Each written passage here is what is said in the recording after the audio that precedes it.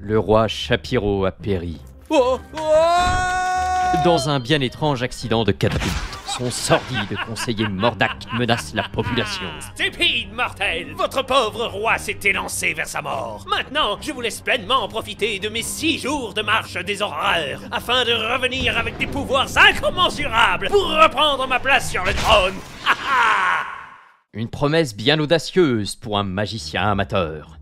Dans Valor and Villainy, l'un des joueurs incarne le sorcier maléfique, tandis que les autres choisissent jusqu'à 6 héros, formant ainsi la Dream Team qui le combat.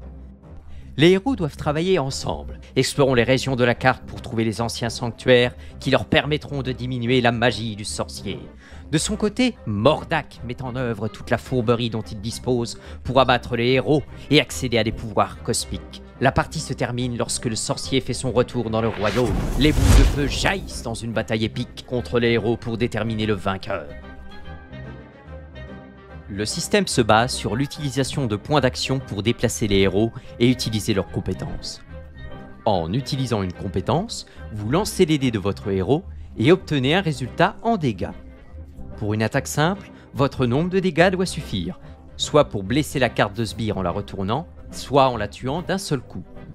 Les plus grandes menaces nécessitent des plus grands scores. Pour cela, les héros doivent combiner leurs sortilèges, équipements et capacités uniques pour réussir.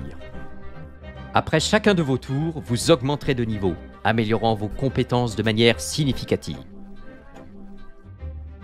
Un magicien manipulateur, un plateau composé de tuiles aléatoires, des sbires, monstres, trésors et une centaine de sorts hilarants font de Valor and Villainy un jeu mémorable à chaque fois que vous y jouez.